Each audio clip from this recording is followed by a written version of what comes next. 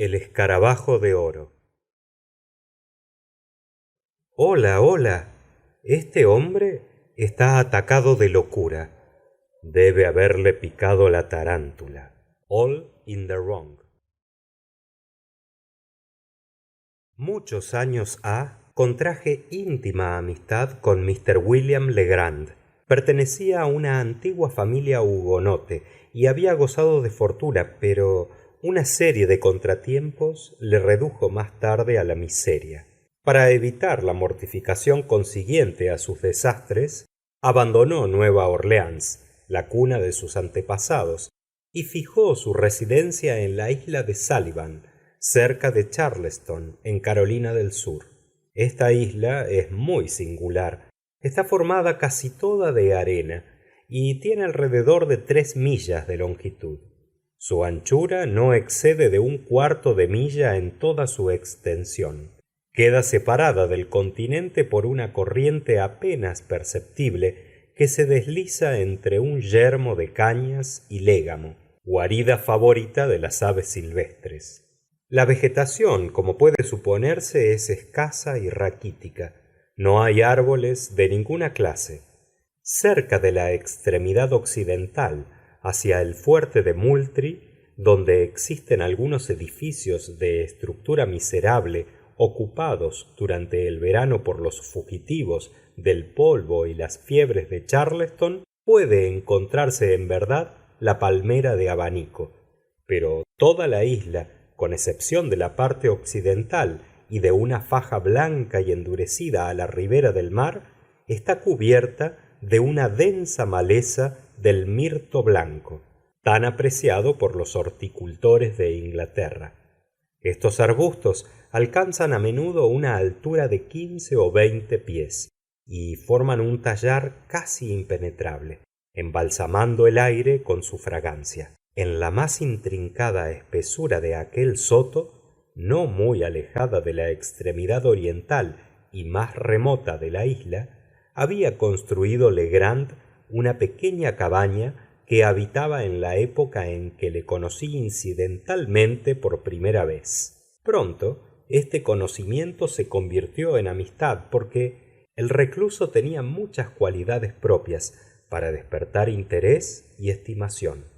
Lo encontré bien educado, de mentalidad extraordinaria, pero atacado de misantropía y sujeto a perniciosos accesos alternados de entusiasmo y melancolía.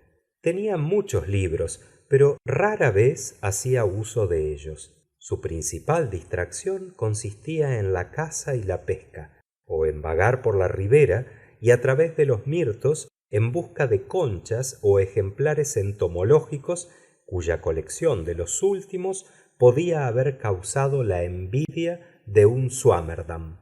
En estas excursiones le acompañaba generalmente un negro viejo llamado Júpiter, a quien había franqueado antes de sus desgracias de familia, pero al cual ni amenazas ni promesas pudieron inducir a abandonar lo que consideraba su derecho de seguir los pasos de su joven amo Will. No sería extraño que los parientes de Legrand, juzgándole de mente algo perturbada, hubieran contribuido a infundir a Júpiter esta obstinación con el objeto de mantener cierta vigilancia y tutela sobre el vagabundo. En la latitud de la isla de Sullivan los inviernos no son muy severos por lo general, y en el otoño es muy raro que se sienta la necesidad de encender la chimenea. Sin embargo, a mediados de octubre de 1800 y tanto, ocurrió un día de frío extraordinario. A la hora precisa del ocaso, me abría yo paso entre las siempre vivas hacia la cabaña de mi amigo, a quien no había visto durante varias semanas, pues que en aquel entonces residía yo en Charleston, a 9 millas de distancia de la isla, y las facilidades para el viaje de ida y vuelta estaban muy lejos de aproximarse a las del tiempo actual. Al llegar a la choza, golpeé la puerta como de costumbre y, no obteniendo respuesta, busqué la llave en el sitio donde yo sabía que la ocultaban de ordinario. Abrí la puerta y entré. Un buen fuego ardía en el hogar. Era una novedad que nada tenía por cierto de desagradable. Me despojé del abrigo, acerqué una silla de brazos a los crujientes leños y me dispuse a esperar pacientemente la llegada de Legrand. Llegó poco después de obscurecido y me brindó la bienvenida más cordial. Júpiter, sonriendo de oreja a oreja, se precipitó a preparar un ave de pantano para la cena. Hallábase Legrand en uno de sus accesos. ¿De qué otro modo podría llamarlos? De entusiasmo. Había encontrado un bivalvo desconocido que representaba un género nuevo, y había perseguido y cazado, además, con ayuda de Júpiter, un escarabajo que juzgaba absolutamente nuevo, pero acerca del cual quería tener mi opinión a la mañana siguiente. ¿Y por qué no ahora mismo?, pregunté, restregándome las manos sobre la llama y enviando al diablo en mente toda la tribu de escarabajos. «Ah, si hubiera podido adivinar que estabais aquí», exclamó Legrand. «Pero hace tanto tiempo desde que nos vimos la última vez que ¿cómo iba a prever que me visitarais precisamente esta noche?» De regreso a casa encontré al teniente G, el del fuerte, y neciamente le dejé prestado el insecto, de manera que es imposible que lo veáis hasta mañana. Quedaos aquí esta noche y enviaré a Júpiter a buscarlo al amanecer. Es la cosa más linda de la creación. ¿Qué? ¿El amanecer? No, qué ocurrencia. El escarabajo es más o menos del tamaño de una nuez grande de nogal, color de oro brillante y con dos manchas negras como azabache, una a cada lado del extremo superior del dorso y otra algo más extensa al otro extremo. Las antenas son... No tiene nada extraño, amo Will. Se lo digo a usted, interrumpió Júpiter. El bicho es toíto oro macizo por adentro y afuera, menos las alas. Nunca en mi vida tanteé un animal más pesado. Bien, supongamos que sea así, Jup, replicó Legrand con más gravedad de lo que requería el caso, a mi entender. Pero esto no es razón para que dejes quemarme la cena. El color, prosiguió volviéndose a mí, es bastante para justificar la opinión de Júpiter. Jamás habréis visto reflejos metálicos más brillantes que los que sus escamas emiten, pero no podéis juzgar de ello hasta mañana. Entretanto, puedo daros alguna idea de su forma. Hablando así, sentóse a una pequeña mesa, donde había tintero y plumas, pero no se veía nada de papel. Buscó en los cajones sin poder encontrar ninguna hoja. No importa, dijo al fin. Esto servirá lo mismo. Y sacando del bolsillo de su chaleco algo que me pareció una hoja sucia de papel de oficio, púsose a dibujar un boceto a pluma. Mientras él procedía, permanecí yo en mi sitio junto al fuego, pues aún sentía frío. Cuando terminó su trabajo, me lo alargó sin levantarse. En el momento en que lo recibía, dejóse percibir un fuerte gruñido, seguido de arañazos a la puerta. Júpiter abrió, y un enorme terranova que pertenecía a Legrand y a quien había yo demostrado gran simpatía en mis visitas anteriores, se precipitó dentro, saltando sobre mis hombros y llenándome de caricias. Cuando terminaron sus cabriolas, miré el papel y, a decir verdad, me sentí no poco asombrado al ver el dibujo de mi amigo. Bien, dije después de contemplarlo por algunos minutos, esto es un escarabajo muy extraño, he de confesarlo, completamente nuevo para mí. Jamás he visto nada semejante, a menos de ser un cráneo o una calavera, que es lo que más se acerca a lo que tengo en observación. ¿Una calavera? repitió Legrand como un eco. Oh, sí, bien, quizá tenga algo de esta apariencia sobre el papel, no hay duda. Las dos manchas superiores pueden parecer los ojos, ¿no? Y la más grande al otro extremo, la boca, y luego el conjunto es de forma oval. Tal vez sea así, dije, pero se me figura, Legrand, que no sois muy buen artista. Necesito ver yo mismo el insecto si he de formarme alguna idea de su aspecto particular. Bien, no sé por qué, replicó algo amostazado. Dibujo de manera aceptable. Al menos debería hacerlo así. He tenido buenos maestros y me lisonjeo de no ser un topo. Pero, querido amigo, entonces estáis tratando de burlaros de mí, repuse. Esto es un cráneo muy presentable, en verdad. Hasta podría decir una calavera excelente, de acuerdo con las nociones más elementales de los ejemplares de esta clase en fisiología. Y vuestro escarabajo debe ser el escarabajo más peculiar, si se le parece. Vaya, hasta podemos arrojar un poquillo de terror supersticioso a su respecto. Se me imagina que podéis llamar a vuestro insecto Scarabaeus capus hominis o algo por el estilo.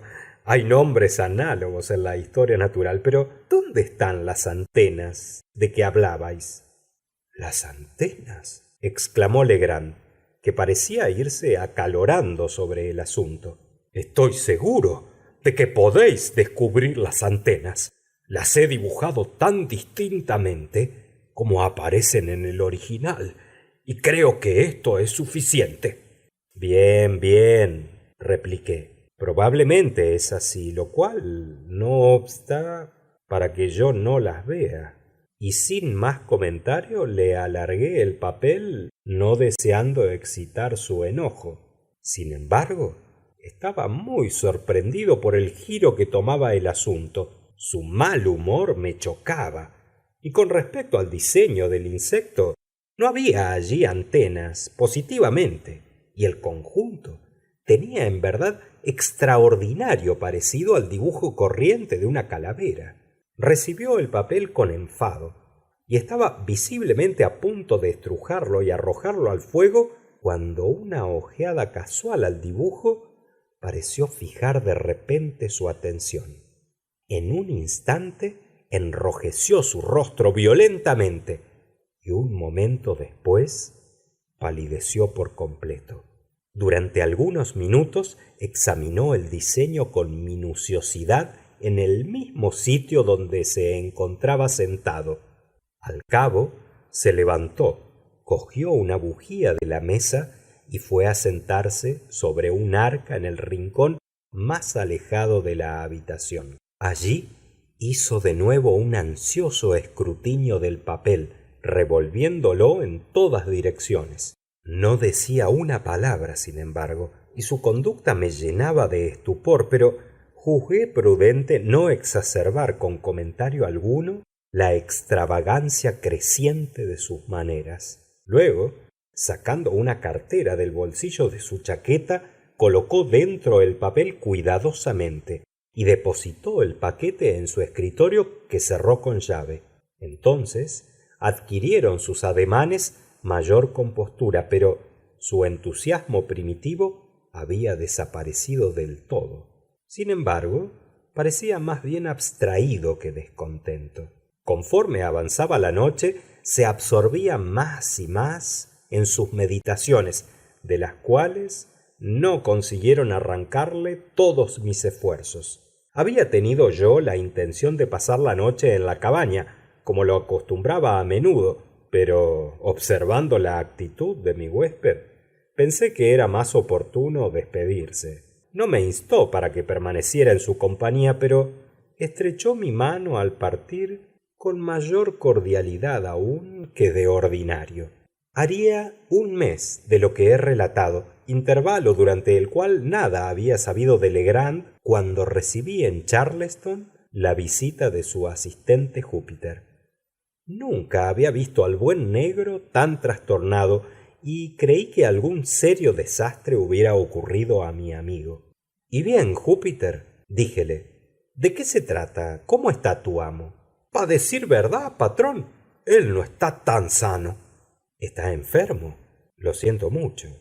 ¿De qué se queja? Ahí está. Eso es lo peor. Nunca se queja de nada, pero está muy mal. Muy mal, Júpiter. ¿Por qué no me dijiste eso de una vez? ¿Está en cama? No, señor, eso no. Pero no se sabe por dónde anda. Eso es lo que me duele. El pobre amo Will me está dando muchos dolores de cabeza. Júpiter, quisiera entender lo que estás diciendo. Hablas de que tu amo está enfermo. ¿No te ha dicho lo que tiene? Y bueno, patrón, no hay que alterarse por eso. Amo Will dice que no tiene nada. Pero, ¿por qué anda por ahí con la cabeza enterrada entre su hombro y blanco como una visión? Otra cosa, siempre está con una chara. ¿Una qué, Júpiter? Sí, una chara y una pizarra con los números más raros que se ha visto. Le digo a usted que me asusta en veces. Necesito mucho ojo con sus cosas. El otro día se me escapó a la madrugada y se fue todo el bendito día. Tuve preparado un garrote para darle una buena soba cuando volviese. Pero soy tan sonso que no tuve alma después de todo. Parecía tan desesperado que me dio lástima. ¿Cómo? Sí, bien, teniendo todo en cuenta, creo que es mejor que no seas muy severo con el pobre. No lo disciplines, Júpiter. No me parece que está en condiciones de resistirlo, pero ¿no puedes imaginar qué es lo que ha producido su enfermedad? O mejor dicho, este cambio en sus maneras. ¿Ha sucedido algo desagradable después que no nos hemos visto? No, patrón, no ha sucedido nada desde entonces. Me parece que fue antes, fue el mismo día que usted tuvo. ¿Cómo? ¿Qué quieres decir? Y bueno, patrón, yo digo que fue la cucaracha, eso. ¿El qué? La cucaracha. Seguro que esa cucaracha de oro lo picó en algún lado de la cabeza. ¿Y qué motivo tienes para pensar eso, Júpiter? Esa cucaracha tiene muy buenas patas y muy buena boca. Nunca vi de un bicho más condenado. Muerde y patea todo lo que se le arrima. Amo Will la cazó primero, pero le digo que tuvo que soltarla muy prontito, ¿eh? Y entonces creo que lo mordió. A mí me dio miedo la boca de la cucaracha para agarrarla, pero la pesqué con un pedazo de papel. La envolví con el papel y también le hice como papel así, jue. ¿Y crees entonces que el insecto picó verdaderamente a tu amo y que la picadura lo ha enfermado? A mí no es que me parece, estoy seguro. ¿Por qué soñó tanto con el oro si no? ¿Es porque lo picó el bicho de oro? Yo he oído desde antes hablar de esta cucaracha de oro.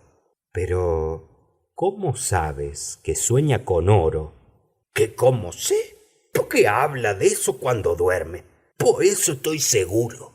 Bien, Júpiter, quizá tengas razón, pero ¿a qué circunstancia afortunada debo el placer de tu visita? ¿Qué dice, patrón? ¿Me traes algún recado de Mr. Legrand? No, patrón, traigo este paquete. Y aquí Júpiter me entregó una carta que decía así: Querido, ¿por qué no habéis venido en tanto tiempo? Espero que no seréis tan bobo de ofenderos por mis pequeños arranques. No, eso no es posible. Desde que no os he visto, tengo grandes motivos de ansiedad. Necesito deciros algo, pero apenas sé en qué forma podría hacerlo y ni siquiera si debería decíroslo. No he estado muy bien en los últimos días y el pobre viejo Júpiter me ha aburrido más de lo que es posible soportar con sus ingenuas atenciones. ¿Lo creeríais? Había preparado un gran palo el otro día para castigarme por habérmele escapado y haber pasado la jornada solo en las colinas de la isla. Creo en verdad que únicamente mi aspecto de enfermo me salvó de la azotaina. No he agregado nada a mi colección desde la última vez que nos vimos. Si podéis arreglarlo sin inconveniente, venid con Júpiter. Venid. Necesito veros esta noche para un asunto de importancia. Os aseguro que es de la mayor importancia. Vuestro afectísimo William Legrand. Algo había en el tono de la carta que me produjo gran inquietud. Su estilo difería por completo del que acostumbraba Legrand. ¿En qué estaría soñando? ¿Qué nueva extravagancia se había apoderado de su excitable cerebro? ¿Cuál podía ser aquel asunto de gran importancia que necesitara él definir? Las noticias de Júpiter a su respecto no aseguraban nada bueno. Temí que quizá el peso continuo de la desgracia hubiera al fin trastornado la mente de mi amigo. En consecuencia, sin un instante de vacilación, me preparé a acompañar al negro. Al llegar al embarcadero, advertí una hoz y 3 azadas, nuevas en apariencia, colocadas en el fondo del bote que debíamos ocupar. ¿Qué significa esto, Jup?, pregunté. Son una hoz y unas azadas, patrón. No cabe duda, pero ¿qué hacen aquí? Son una hoz y unas asadas que amo Will me mandó que le comprara en la ciudad y que por más señas he tenido que largar un montón de plata por eso. Pero, en nombre de todo lo misterioso, ¿qué va a hacer amo Will con asadas y con hoces? Ah, eso sí que no sé. Y el diablo cargue conmigo si el amo sabe más que yo. Pa' mí que todo es por la cucaracha. Viendo que no podía satisfacer mi curiosidad con las respuestas de Júpiter, cuyo intelecto parecía completamente absorbido por el escarabajo, abordé el bote y nos dimos a la vela. Empujados por brisa poderosa y favorable, arribamos pronto a la pequeña ensenada al norte del fuerte de Moultrie, y una caminata de 2 millas nos condujo a la cabaña. Era cerca de las 3 de la tarde cuando llegamos, y Legrand nos aguardaba en ansiosa expectación. Oprimió mi mano con vivacidad nerviosa que me alarmó, robusteciendo las sospechas que habían ya acudido a mi mente. Su semblante tenía palidez cadavérica y sus ojos, hundidos en las cuencas, brillaban con lustre sobrenatural. Después de algunas preguntas acerca de su salud, preguntéle, no sabiendo cosa mejor que decir, si no había recuperado aún su escarabajo del teniente G. Oh, sí, replicó enrojeciendo violentamente. Lo recogí al siguiente día. Nada podría decidirme a separarme de este escarabajo.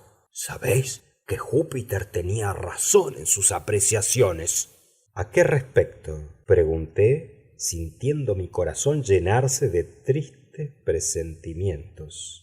Suponiendo que era un insecto de oro verdadero. Dijo esto con aire de profunda gravedad, y yo me sentí indeciblemente contristado. Este insecto hará mi fortuna, continuó con sonrisa triunfante. Me reinstalará en mis posesiones de familia. ¿Qué de extraño tiene entonces que yo lo aprecie en grado sumo? Desde que la fortuna ha creído oportuno concederme sus dones en esta forma, sólo me resta usar de ellos debidamente para llegar a la riqueza que es su culminación. Júpiter, tráeme el escarabajo. ¿Qué? ¿La cucaracha, patrón? No quiero buscarle camorra a ese bicho. Mejor que usted mismo lo agarre. A lo cual levantóse Legrand con aire grave y majestuoso y me presentó el insecto que sacó de una caja de cristal en que lo tenía encerrado.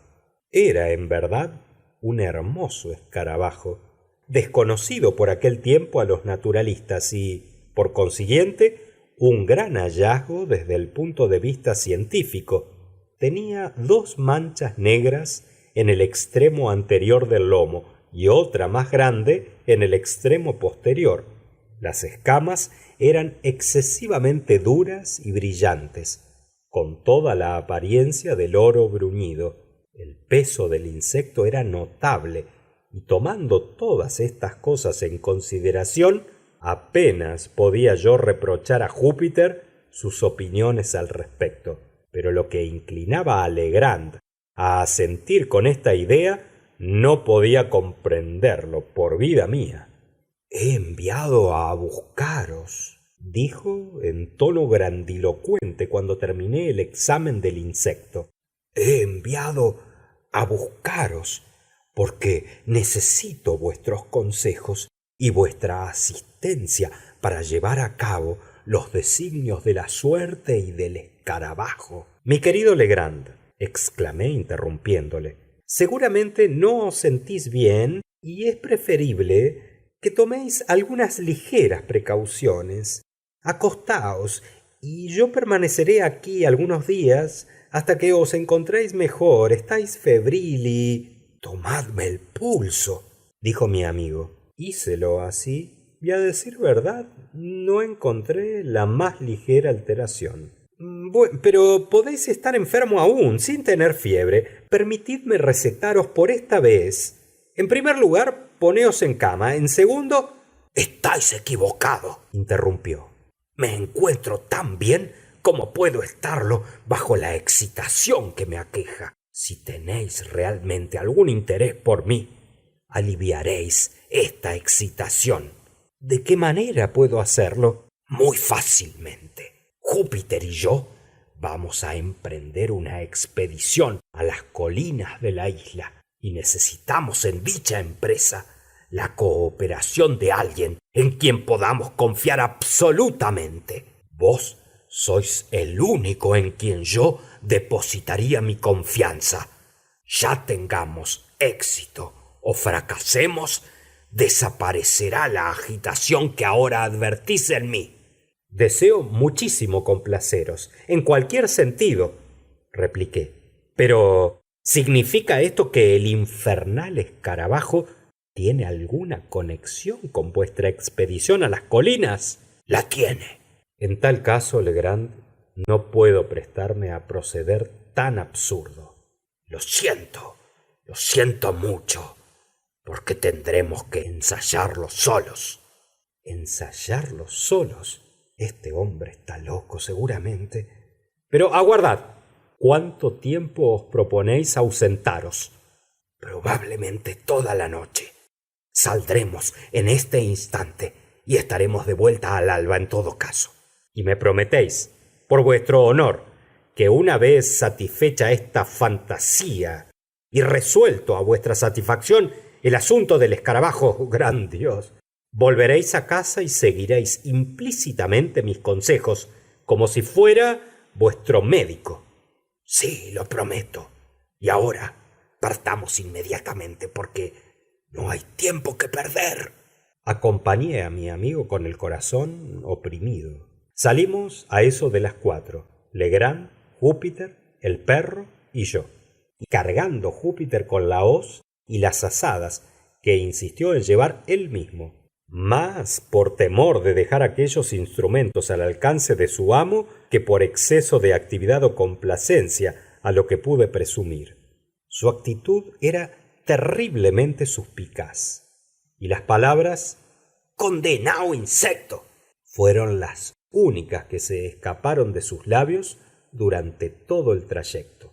Por mi parte, me había encargado de 2 linternas sordas mientras Legrand se contentaba con el escarabajo, que llevaba atado al extremo del cordel de un látigo, haciéndolo girar a uno y otro lado con aires de hechicero conforme avanzábamos. Cuando pude observar esta última y evidente muestra de aberración mental de mi amigo, apenas me fue posible retener las lágrimas. Pensé, sin embargo, que era mejor seguir sus fantasías, al menos por el momento, hasta que se presentara la oportunidad de adoptar medidas más enérgicas con probabilidades de éxito. Me propuse al mismo tiempo, aunque sin resultado, sondearle acerca del objeto de la expedición. Habiendo logrado inducirme a acompañarle, no parecía desear sostener conversación sobre tópicos de menor importancia, y a todas mis preguntas se dignaba responder tan solo: «Ya veremos».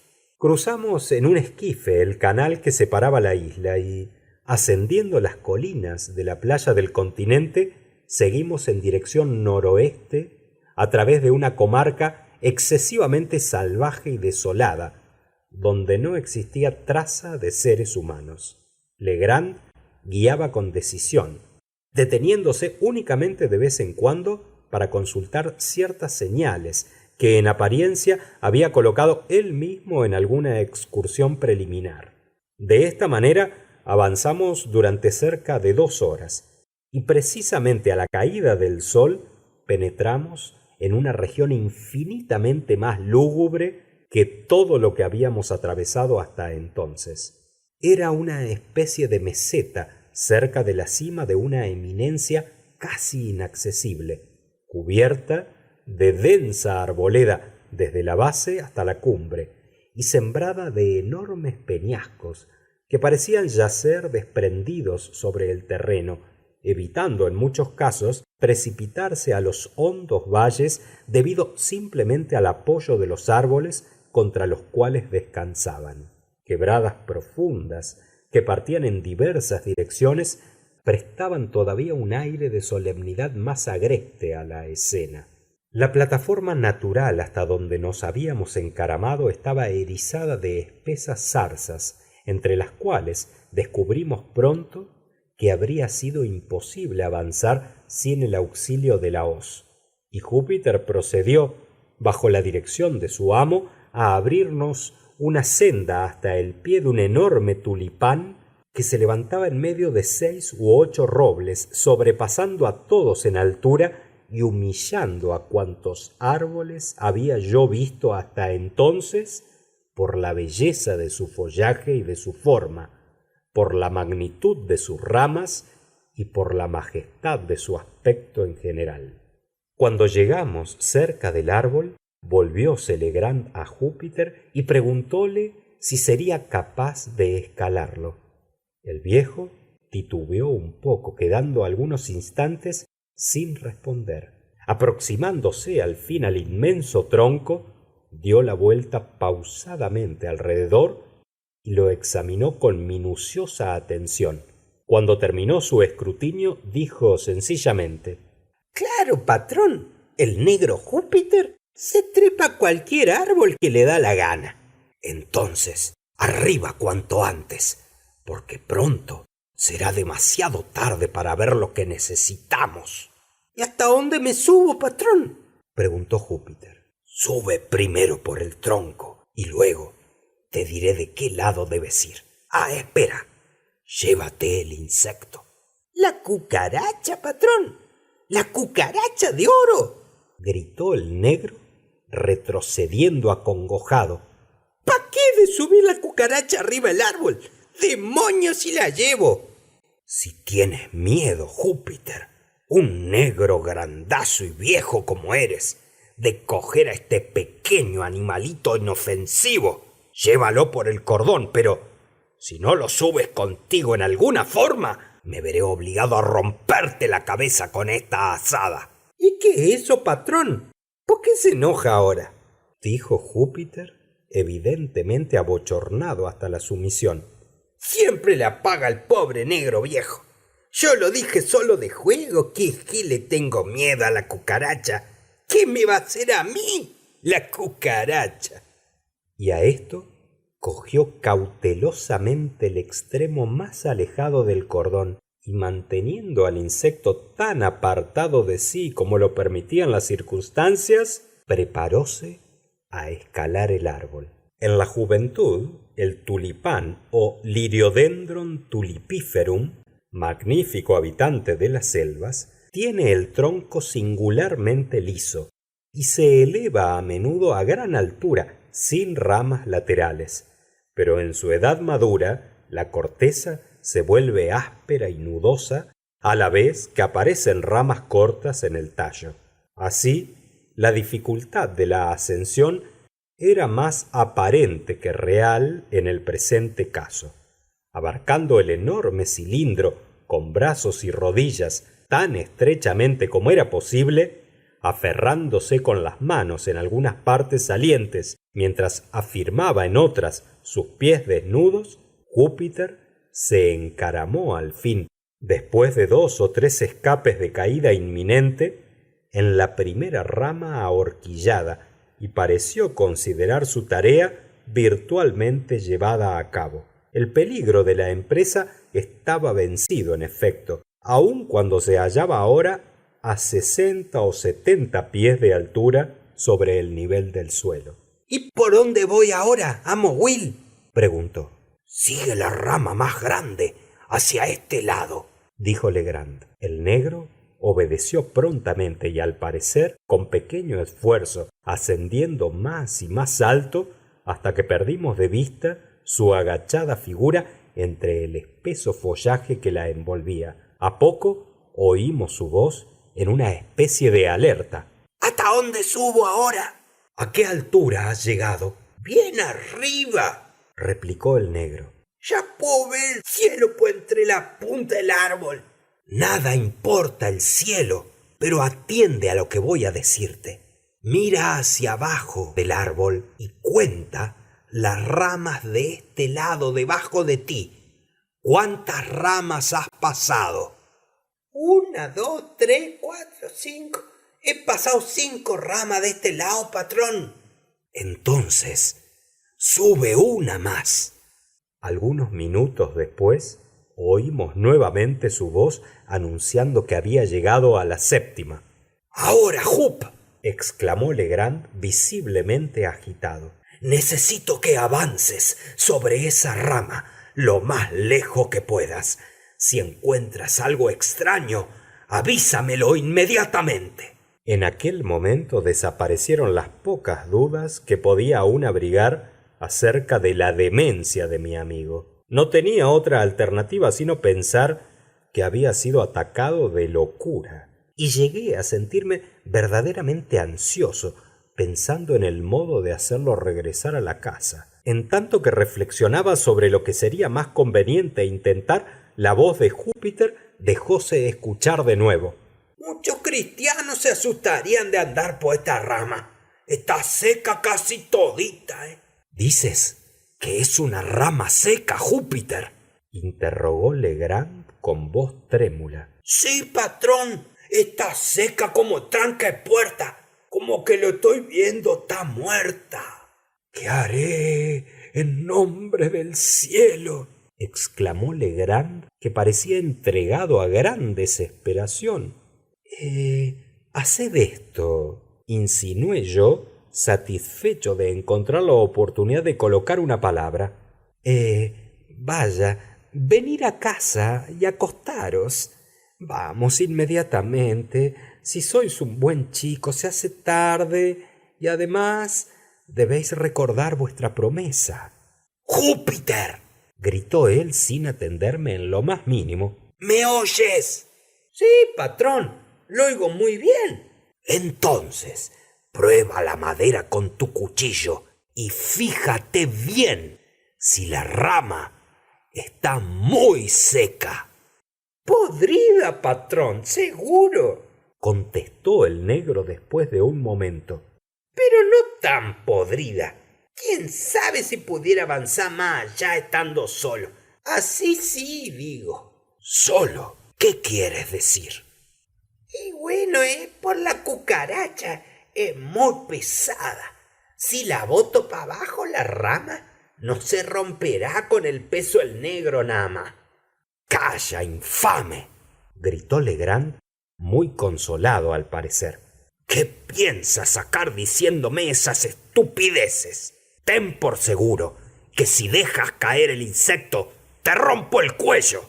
Mira, Júpiter, ¿me oyes? Sí, patrón, no hay necesidad de cargarle con tanto grito al pobre negro. Bien, escucha ahora. Si vas por esa rama hasta donde creas que hay seguridad y no dejas caer el escarabajo, te regalaré $1 de plata en cuanto llegues al suelo. Voy, patrón, pierda cuidado, repuso el negro con presteza. Estoy casi en la punta de la rama. ¿Casi en la punta de la rama?, exclamó alegremente Legrand. Dices que has llegado al extremo de esa rama. Pronto estoy en la misma punta, patrón. ¡Oh, santísimo padre!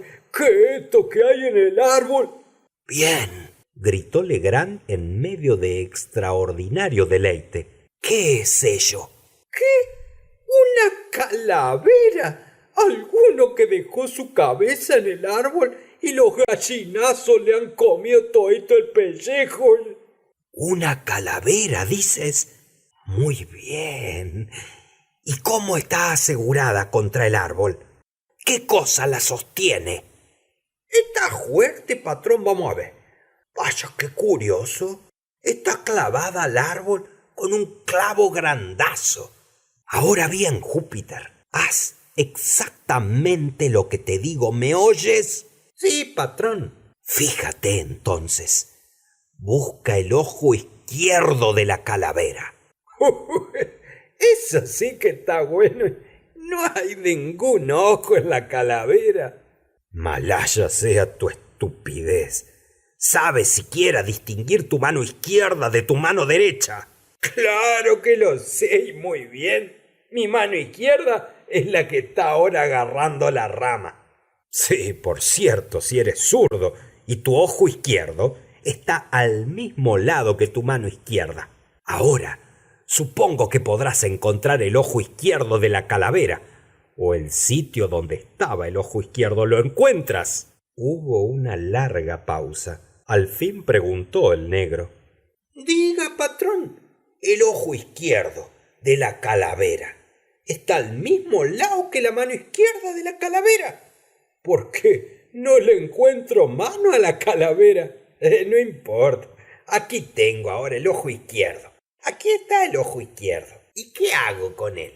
Deja caer por allí al insecto hasta donde alcance el cordón. Pero ten mucho cuidado de no dejar escapar el otro extremo. Listo, patrón. Facilito pasó la cucaracha por el agujero. Ahora, cuidado con el bicho allá abajo. Durante todo este coloquio, nada podía descubrirse de la persona de Júpiter, pero el insecto, que había dejado descender, veíase ahora al extremo del cordón, brillando como un globo de oro bruñido a los últimos rayos del sol poniente, que iluminaban todavía débilmente la eminencia en que nos encontrábamos. El escarabajo oscilaba libremente fuera de las ramas, y de soltarlo habría caído a nuestros pies. Legrand cogió la hoz al punto y desmontó un espacio circular de 3 o 4 pies de diámetro, exactamente debajo del insecto. Cumplido lo cual, ordenó a Júpiter soltar el cordón y descender del árbol. Clavando en el suelo una estaca con gran esmero, en el punto preciso donde cayó el animal, sacó mi amigo del bolsillo una cinta de medida. Asegurando uno de sus extremos al tronco por el sitio más cercano a la estaca, la desenrolló hasta alcanzar este punto, continuando la operación hasta la distancia de 50 pies, siguiendo la dirección establecida por los 2 puntos del tronco y la estaca. Júpiter abría camino en la maleza con la hoz. Llegando al sitio determinado en esta forma, enclavó de nuevo otra estaca y tomándola como eje, describió un círculo de 4 pies de diámetro aproximadamente. Cogiendo entonces una azada para sí y dando una a Júpiter y otra a mí, nos encareció ponernos a cavar con la mayor actividad posible. A decir verdad, no tenía yo especial afición por este entretenimiento en ningún caso, y habría declinado gustoso la invitación en semejante momento, porque la noche caía y me sentía muy fatigado con todo el ejercicio que habíamos llevado a cabo. Pero no vi modo alguno de escapar, temiendo alterar la ecuanimidad de mi pobre amigo con una negativa. Si hubiera podido contar con la ayuda de Júpiter, no habría vacilado en intentar el regreso del lunático a la casa, aun cuando fuera por fuerza, pero sabía muy bien las disposiciones del viejo negro para esperar que quisiera sostenerme en cualesquiera circunstancias en lucha personal contra su amo. No dudaba yo que éste se hubiera contagiado con alguna de las innumerables supersticiones del sur con respecto a dinero enterrado, y que tal fantasía se confirmara en su mente por el hallazgo del escarabajo, o quizá también por la obstinación de Júpiter en asegurar que este insecto era un animal de oro verdadero. Una mente predispuesta a la locura pronto se dejaría arrastrar por tales sugestiones, especialmente si concordaban con ideas favoritas preconcebidas, lo que me hizo recordar que el pobre muchacho llamaba al escarabajo la base de su fortuna. Encontrábame tristemente vejado e impresionado, pero al fin resolví hacer de necesidad virtud y cavar con entusiasmo para convencer más pronto al visionario con demostración ocular de la falsedad de sus opiniones. Encendimos las linternas y nos pusimos todos a la obra con ardor digno de mejor causa. No pude menos de pensar, observando el resplandor que iluminaba nuestras personas e instrumentos en el grupo tan pintoresco que debíamos formar, y cuán extraña y sospechosa parecería nuestra labor a cualquiera que por casualidad se hubiera acercado a los alrededores. Cavamos de firme durante 2 horas, apenas hablábamos, y nuestra preocupación principal consistía en los ladridos del perro, que tomaba interés extraordinario en nuestros procedimientos. Alcanzaron por último tal diapasón que temimos pudiera dar la alarma a cualquier vagabundo en las cercanías. Mejor dicho, tales eran las aprensiones de Legrand, pues en cuanto a mí habría acogido con placer cualquier interrupción que me permitiera hacer regresar a casa al extraviado. El ruido fue dominado al fin muy eficazmente por Júpiter, que, saliendo del agujero con aire de inflexible determinación, ató el hocico del perro con uno de los tirantes, volviendo luego a su tarea con risa ahogada de satisfacción. Cuando expiró el tiempo indicado habíamos llegado a una profundidad de 5 pies, sin que aparecieran indicios de tesoro alguno. Siguió una pausa general y comencé a esperar que estuviéramos al final de la farsa. Sin embargo, Legrand, aunque visiblemente desconcertado, enjugó pensativo su frente y se puso de nuevo a la obra. Habíamos excavado completamente el círculo de 4 pies de diámetro y ensanchamos algo aquel límite ahondando 2 pies más de profundidad. Nada apareció. El buscador de oro, a quien compadecía yo sinceramente, trepó al fin del fondo del hoyo con la decepción más amarga impresa en sus facciones, y procedió pausadamente y a más no poder a endosar su chaqueta que había arrojado al comenzar su labor. Yo no hacía observación alguna. Júpiter comenzó a reunir las herramientas a una señal de su amo. Hecho esto, y quitada la mordaza al perro, nos encaminamos a casa en profundo silencio. Habríamos andado quizá una docena de pasos en aquella dirección cuando Legrand se dirigió violentamente a Júpiter con un gran juramento, sacudiéndolo por el cuello. ¡Canalla!, exclamó, silbando las palabras entre sus dientes apretados. ¡Infernal negro bellaco! ¡Habla, te digo! Respóndeme al instante, sin superchería. ¿Cuál es tu ojo izquierdo? ¡Oh, misericordia, patrón! ¿No es este mi ojo izquierdo? Aulló el aterrorizado Júpiter, colocando la mano sobre su órgano visual derecho y manteniéndola allí con pertinacia, como si temiera que su amo intentara arrancárselo. Así me lo figuraba. Estaba seguro de ello. ¡Hurra! Vociferó Legrand, dejando escapar al negro y ejecutando una serie de saltos y cabriolas con gran admiración del criado, quien, levantándose de donde había caído arrodillado, miraba enmudecido de su amo a mí y de mí a su amo. Venid, tenemos que regresar, dijo este último. La partida no está terminada aún. Y de nuevo nos condujo hasta el árbol de tulipán. Júpiter, dijo cuando llegamos al pie, ven acá. ¿Estaba clavado el cráneo en el árbol, con la cara hacia afuera o con la cara contra la rama? La cara estaba pa' afuera, patrón. Así que los gallinazos se pudieron comer los ojos con descanso. Bien, entonces, ¿soltaste el insecto por este ojo o por este? Preguntó Legrand, tocando ambos ojos de Júpiter. Fue por este, patrón. El ojo izquierdo, el mismo que usted me dijo. Y el negro señalaba su ojo derecho. Así puede arreglarse. Tenemos que ensayar otra vez. Entonces mi amigo, en cuya locura veía yo ahora o imaginaba ver ciertas indicaciones de método, movió la estaca que marcaba el sitio donde cayó el escarabajo 3 pulgadas al oeste de su primera posición. Tomando luego, como antes, la medida desde el punto más cercano del tronco hasta la estaca y siguiendo aquella dirección en línea recta hasta la distancia de 50 pies, quedó indicado un sitio separado por algunas yardas del lugar en donde habíamos verificado la excavación. Describiendo ahora un círculo algo mayor que la primera vez alrededor del punto así indicado, principiamos de nuevo a trabajar con las azadas. Yo estaba horriblemente fatigado, pero aún sin comprender bien lo que provocaba tal cambio en mis ideas, no sentía ya gran aversión por la tarea que se me imponía.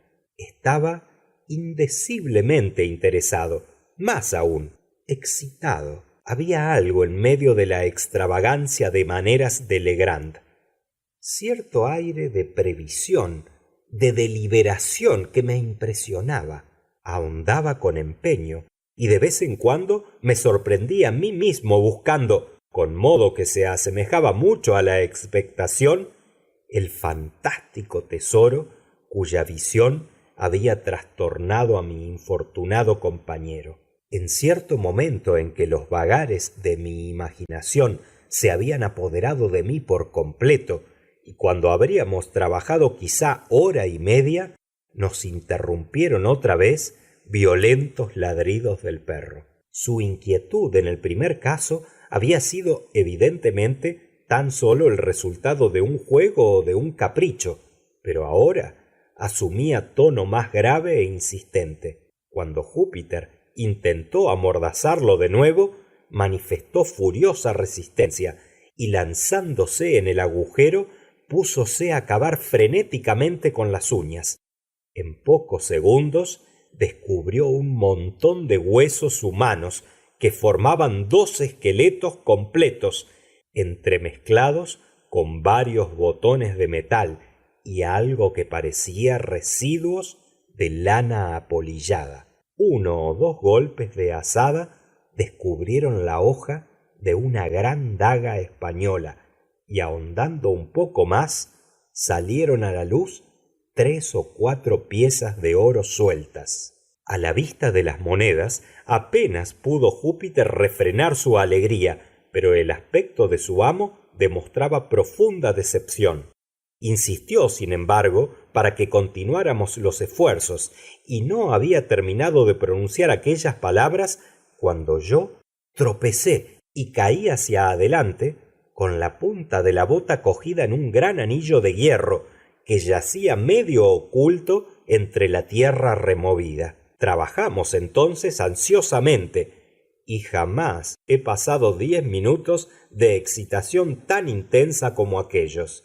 En este intervalo descubrimos una caja oblonga de madera que, a juzgar por su conservación, perfecta y maravillosa solidez, había sido sometida a algún proceso de petrificación, quizá por el bicloruro de mercurio. Aquella arca tenía 3 pies y medio de largo, 3 pies de ancho y 2 pies y medio de altura.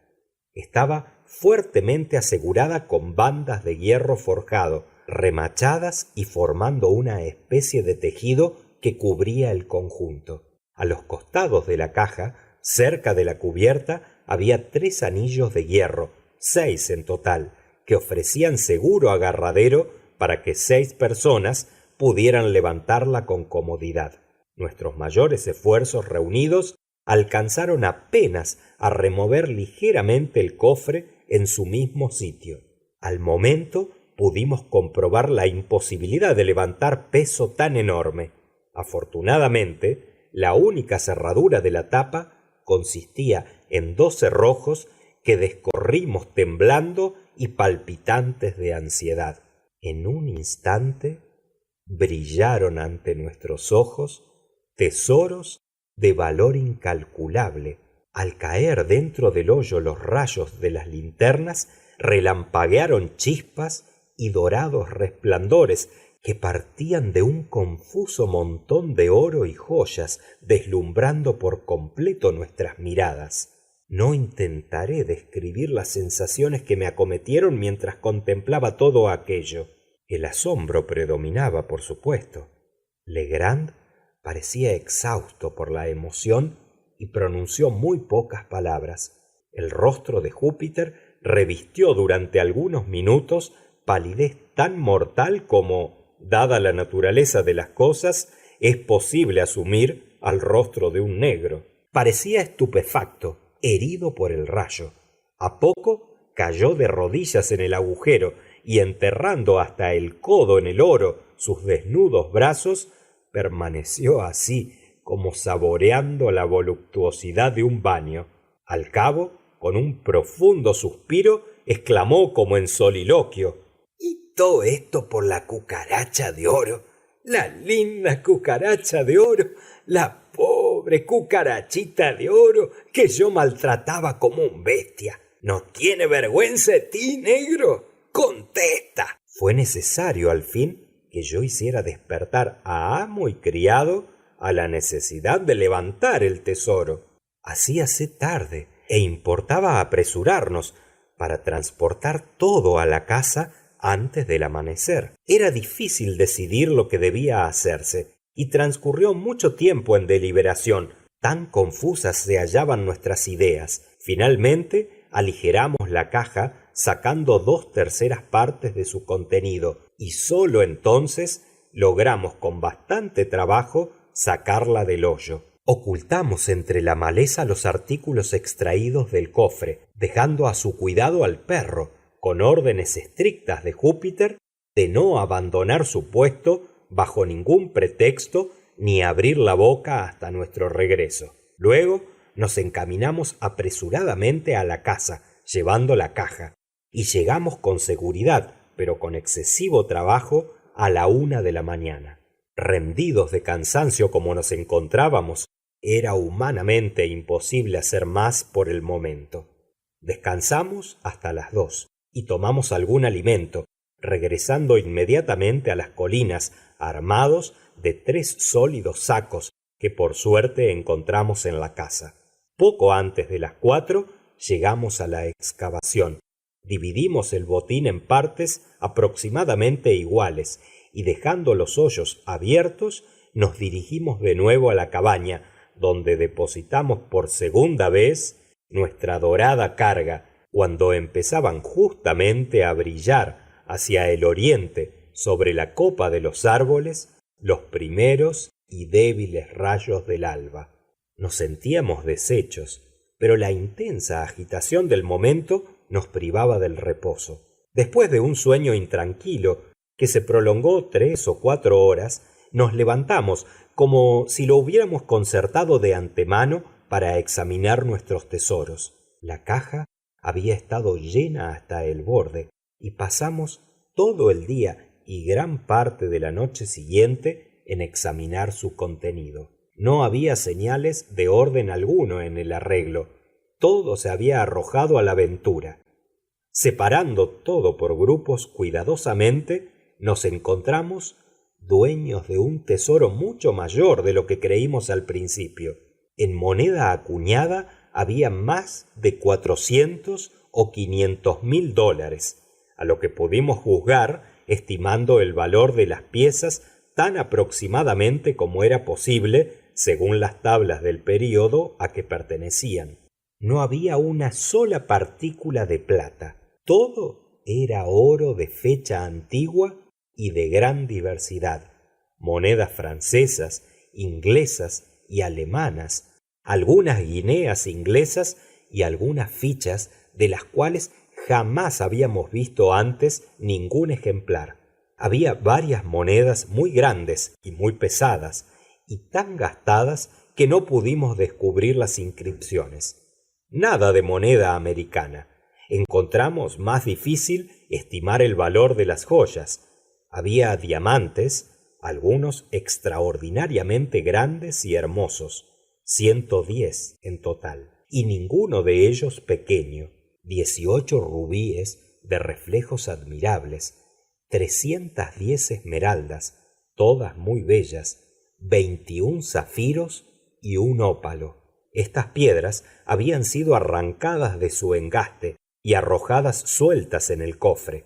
Los engastes que encontramos entre otras piezas de oro aparecían desfigurados a martillazos como para evitar su identificación. Además de todo esto, había gran número de joyas de oro macizo, cerca de 200 anillos y pendientes, ricas cadenas, 30 de ellas, si bien recuerdo, 83 crucifijos muy grandes y pesados, 5 incensarios de oro de gran valor, una maravillosa ponchera de oro ricamente cincelada y ornamentada de hojas de vid y figuras de bacanal, 2 empuñaduras de espada exquisitamente realzadas y muchos otros artículos menudos que no me es dado recordar.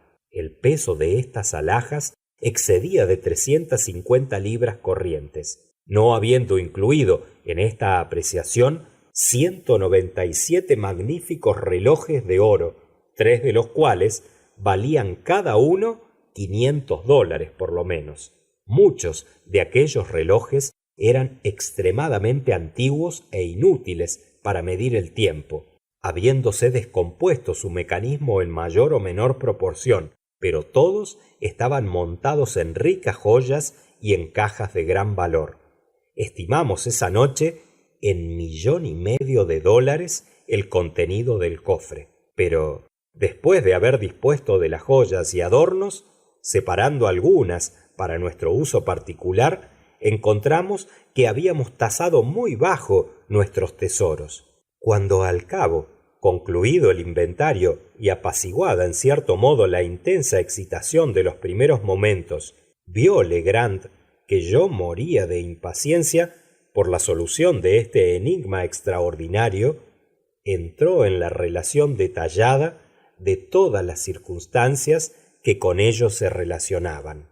«Recordaréis», dijo, «aquella noche en que os alargué el bosquejo que hice del escarabajo. Recordaréis asimismo que me sentí ofendido ante vuestra insistencia en decir que mi dibujo parecía una calavera. La primera vez que formulasteis aquella aserción creí que bromeabais, pero rememorando luego las manchas peculiares que el insecto tenía en el lomo, convine conmigo mismo en que tal observación tenía en efecto alguna apariencia de razón.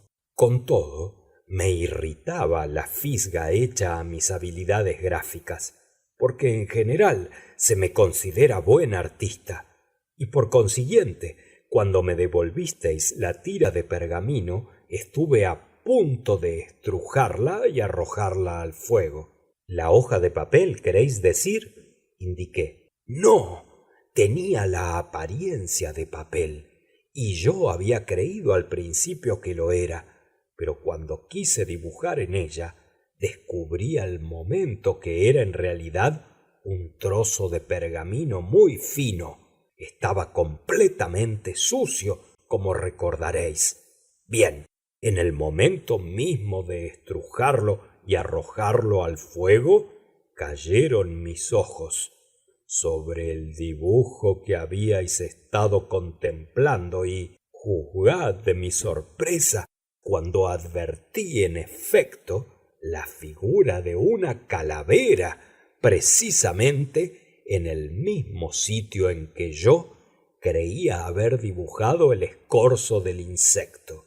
Por un instante quedé tan atónito que apenas podía razonar con claridad. Sabía perfectamente que mi dibujo era muy diferente de aquel en los detalles, aun cuando existía cierta similaridad en las líneas generales. Entonces cogí una bujía y, sentándome al otro extremo de la habitación, procedí al escrutinio minucioso del pergamino. Volviéndolo del otro lado, descubrí mi propio dibujo por el revés, exactamente tal como lo había delineado.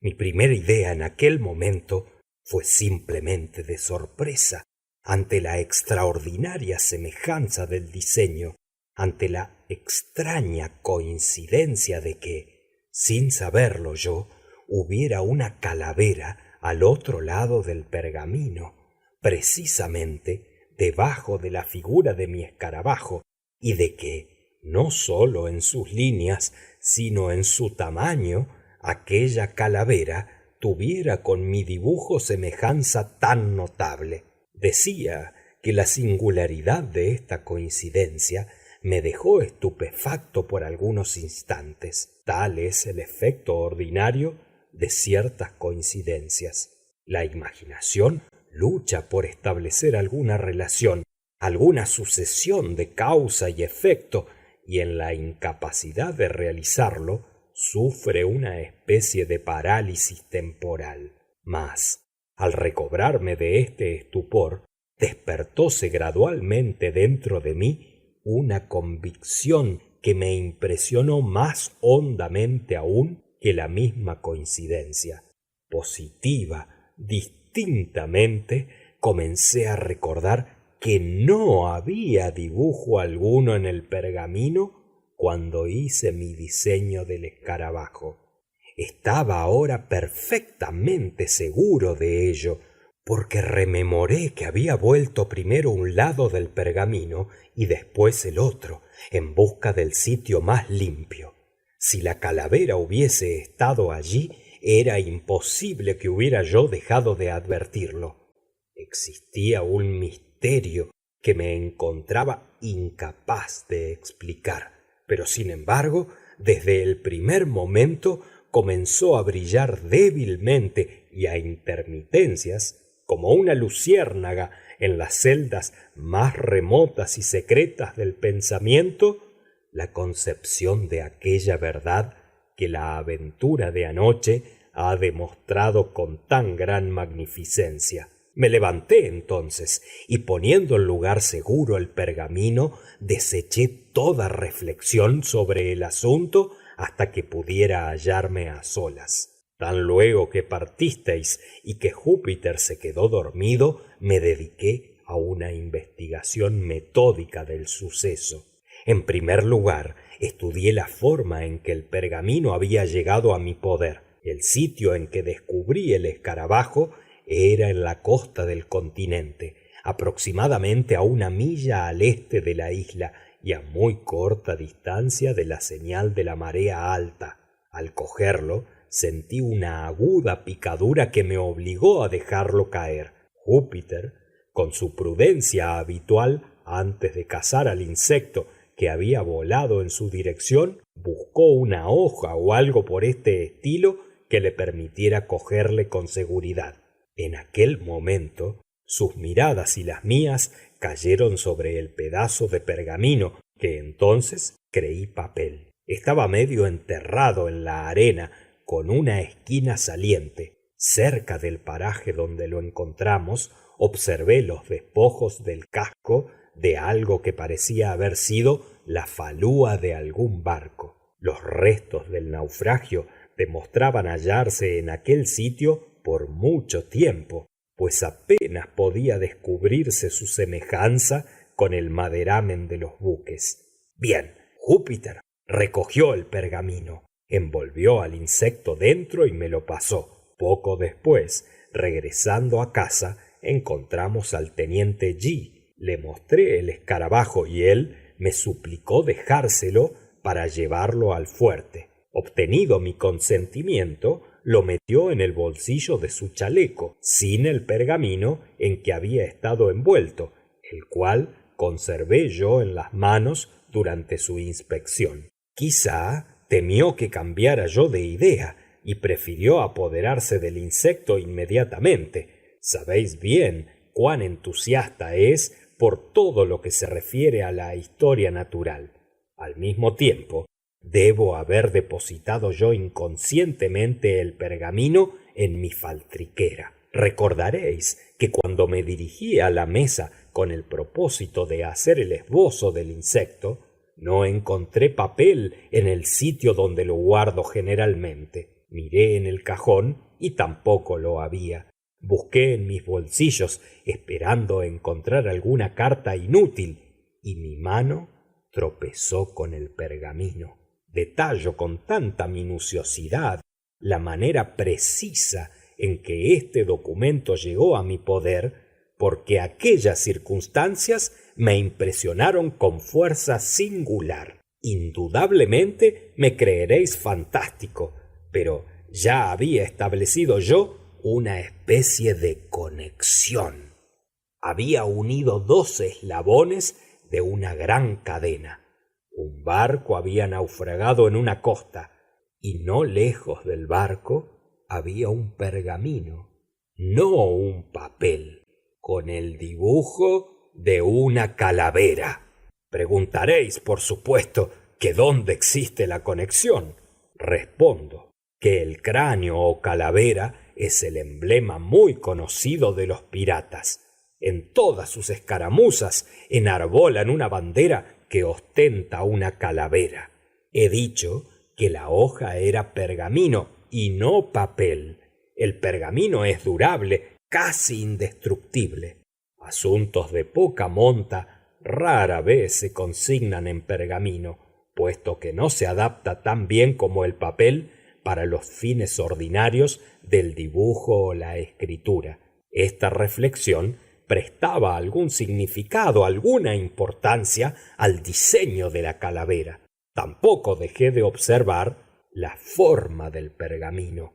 Aun cuando una de sus esquinas aparecía destruida por cualquier accidente, podía advertirse que era oblonga su forma original.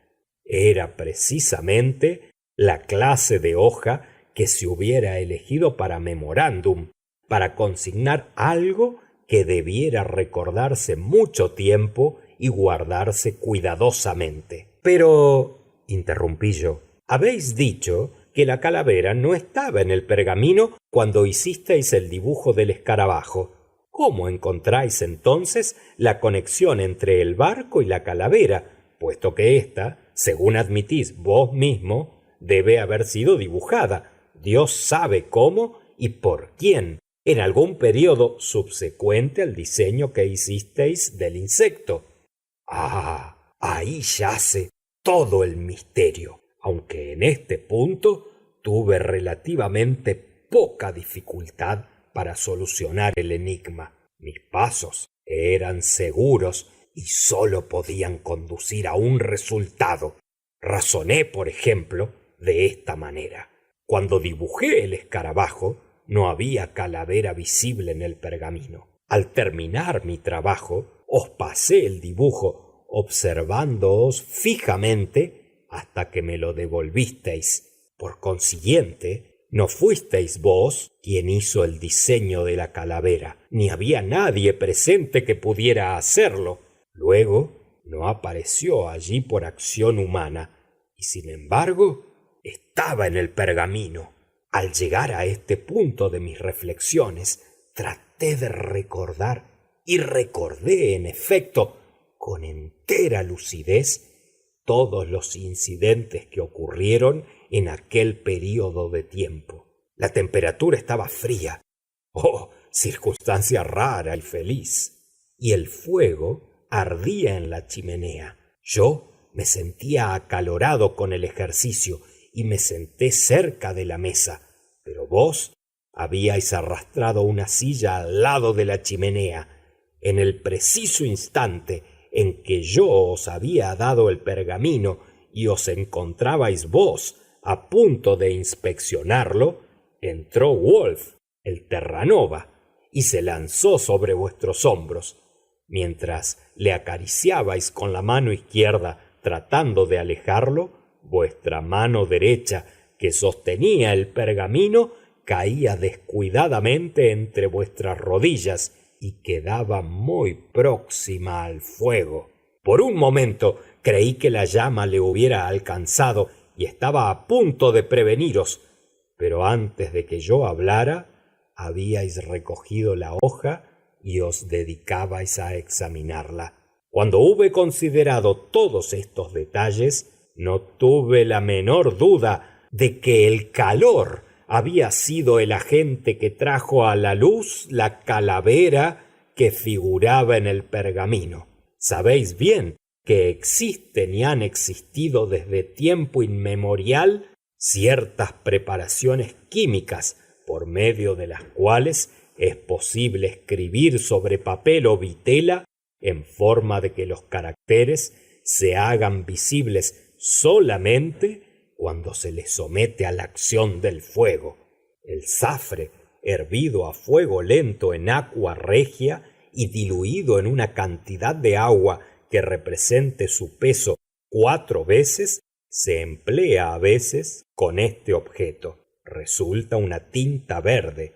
El régulo de cobalto disuelto en espíritu de nitro produce tinta roja. Estos colores desaparecen en tiempo más o menos largo cuando se enfría el material con que se ha escrito, pero se hacen visibles nuevamente por la aplicación del calor.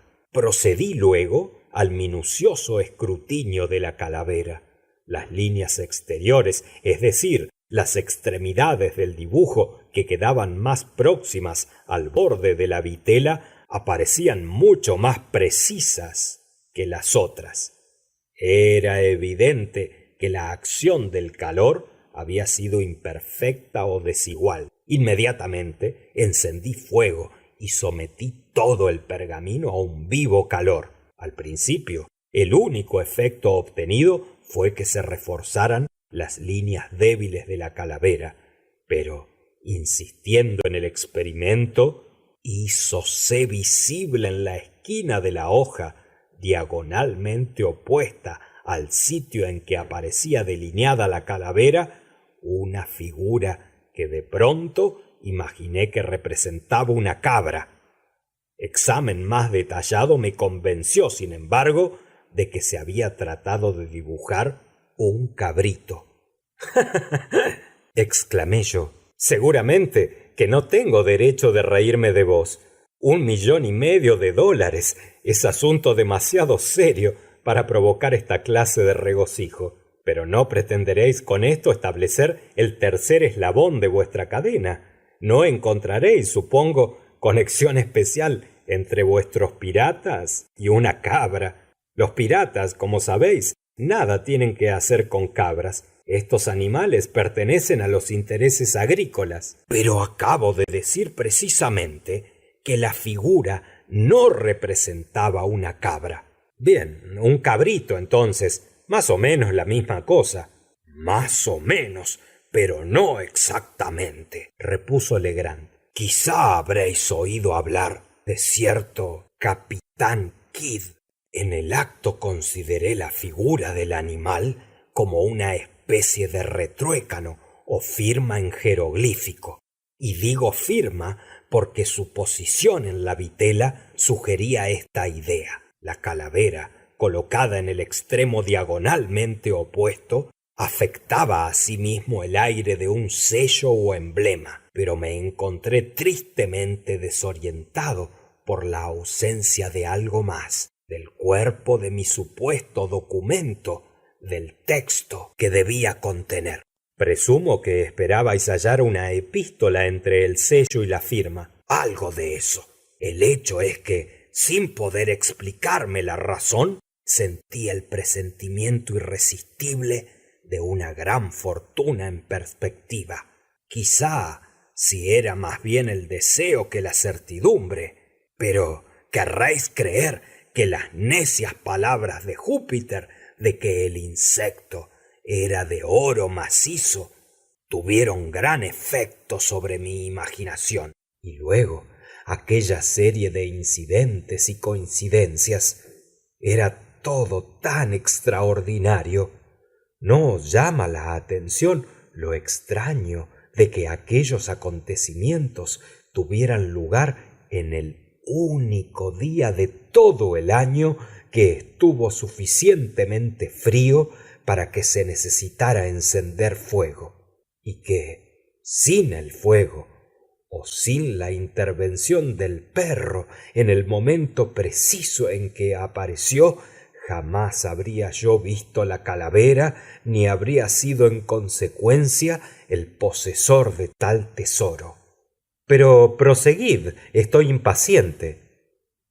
Bien, habéis oído, por supuesto, los 1000 vagos rumores acerca de tesoros enterrados por Kidd y sus asociados en alguna parte de la costa del Atlántico. Aquellos rumores debían tener alguna base en realidad, y el hecho de que existieran y se continuaran por tan largo tiempo podía explicarse solamente, a mi entender, por la circunstancia de que el tesoro estuviera todavía sin descubrir. Si Kidd hubiera ocultado su botín por cierto tiempo, recuperándolo más tarde, los rumores nunca habrían llegado hasta nosotros en la misma e invariable forma. Observaréis que todas las historias se refieren a buscadores de tesoros y nunca a quienes los encuentran. Si el pirata hubiera recobrado su oro, el asunto se habría agotado. Parecíame que cualquier incidente, la pérdida del memorándum que indicaba su situación, por ejemplo, podía haberle privado de los medios de recobrarlo, y que este accidente hubiera llegado a conocimiento de sus adherentes, que de otra manera jamás habrían sabido nada del tal tesoro oculto, y cuyas inútiles tentativas, iniciadas al acaso, hubieran hecho nacer y convertido en moneda corriente los relatos que ahora son del dominio universal. ¿Habéis oído hablar alguna vez de que se haya descubierto algún tesoro importante en estas costas? Jamás. Es bien sabido, sin embargo, que las riquezas acumuladas por ese Kidd eran inmensas.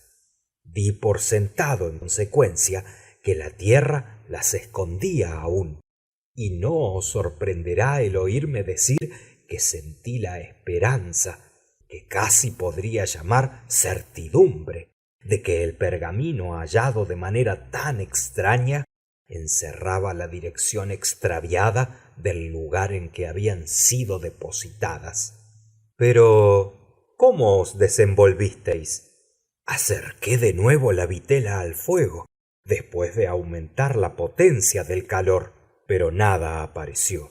Me ocurrió entonces la posibilidad de que la capa de polvo que cubría el pergamino tuviera algo que hacer con el fracaso. Así lo lavé cuidadosamente, echándole encima un poco de agua templada, después de lo cual lo coloqué en una vasija de estaño con la calavera hacia abajo, y puse la vasija en un brasero de carbón encendido. Pasados algunos minutos, cuando la vasija estuvo del todo caliente, levanté la hoja y con indecible alegría la encontré marcada en varios puntos con algo que semejaba cifras dispuestas en líneas. Púsela otra vez al fuego y la dejé permanecer allí por un minuto más. Al retirarla, el contenido se había revelado por entero en la forma que podéis ver ahora. Y Legrand, que había vuelto a calentar el pergamino, lo sometió a mi investigación. Los siguientes caracteres aparecían allí rudamente trazados en tinta roja entre la calavera y la cabra. Una sucesión de números y signos formaban un indecible jeroglífico.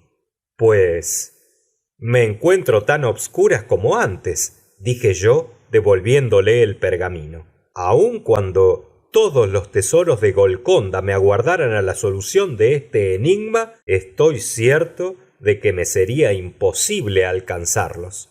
Sin embargo, dijo Legrand, la solución no es tan difícil como puede hacerlo imaginar la primera y rápida inspección de estos caracteres. Estos signos, como es fácil adivinar, constituyen una clave, es decir, tienen un significado, mas, por lo que sabemos de Kidd, no suponía yo que fuera capaz de construir cifras muy abstrusas. Me persuadí al momento, en consecuencia, de que ésta era la especie más sencilla, pero bastante complicada, sin embargo, para aparecer completamente insoluble a la ruda comprensión de un marinero. ¿Y la descifrasteis en verdad? Muy fácilmente. He tenido ocasión de interpretar otras mucho más abstrusas. Las circunstancias y cierta inclinación de temperamento me han hecho interesarme siempre en esta clase de enigmas. Y no hay razón para creer que el ingenio humano bien aplicado no pueda resolver enigmas de cierta naturaleza, inventados por otro ingenio humano. Así, una vez que hube sacado a luz caracteres conectados y legibles, no me detuve a pensar en la simple dificultad de traducirlos en toda su importancia. En el caso actual, y verdaderamente en cualquier caso de escritura secreta, la primera cuestión es resolver el idioma de la clave, porque el principio de la solución, especialmente tratándose de cifras sencillas, depende y varía según el espíritu de la lengua en que están redactadas. En general, para aquel que intenta la solución, no hay otra alternativa sino ensayar, guiándose de probabilidades, todos los idiomas conocidos hasta que tropiece con el verdadero. Mas toda dificultad quedaba eliminada con la firma en la clave que tenemos ante los ojos. El equívoco con la palabra Kidd es apreciable solamente en inglés. A no ser por esta consideración, habría ensayado primero el español y el francés, por ser idiomas en que un pirata de los mares españoles hubiera debido escribir naturalmente un secreto de tal naturaleza. Pero en este caso di por sentado que el jeroglífico estaba combinado en inglés. Observaréis que no existe división entre las palabras. De haberla, la tarea habría sido fácil relativamente. Habría comenzado entonces por la comparación y análisis de las palabras más cortas. Y si alguna palabra constaba de una sola letra, como era muy probable, la A, que en inglés quiere decir un o una, o la I, que en inglés significa yo, por ejemplo, habría dado inmediatamente la solución por vencida. Mas no existiendo separación, mi primer movimiento fue deslindar tanto los signos predominantes como los menos frecuentes. Contándolos todos, formulé una tabla en esta forma. Los signos 8 figuraban 33 veces. El signo punto y coma figuraba 26 veces. El signo 4 figuraba 19 veces. El signo paréntesis figuraba 16 veces. El signo comillas figuraba 13 veces. El signo 5 figuraba 12 veces. El signo 6 figuraba 11 veces. El signo más figuraba 8 veces. El signo 0 figuraba 6 veces. El signo 2 figuraba 5 veces. El signo 3 figuraba 4 veces. El signo interrogación figuraba 3 veces. El signo pi figuraba 2 veces. Y el signo guión figuraba una vez. Ahora bien, en inglés, la letra que ocurre más frecuentemente es la letra E. Luego, la sucesión sigue este orden: A, O, I, D, H, N, R, S, T, U, Y, C, F, G, L, M, W, B larga, K, P, Q, X, Z. La E predomina en tan vasta escala que muy rara vez se presenta una frase independiente de cualquier extensión en que esta letra no sea el signo más repetido. De consiguiente, tenemos ancho campo desde el principio para dar forma a algo más que una simple hipótesis. El uso general que puede hacerse de esta tabla es evidente, pero en este caso tan solo exigiremos de ella servicios muy relativos. Como el signo principal es 8, comenzaremos dando por sentado que corresponde a la E del alfabeto regular. Para comprobar esta suposición, veamos si el 8 se presenta a menudo por pares, puesto que la E se escribe doble en inglés con mucha frecuencia, por ejemplo, en palabras como meet, fleet, speed, seen, been, agree, etc.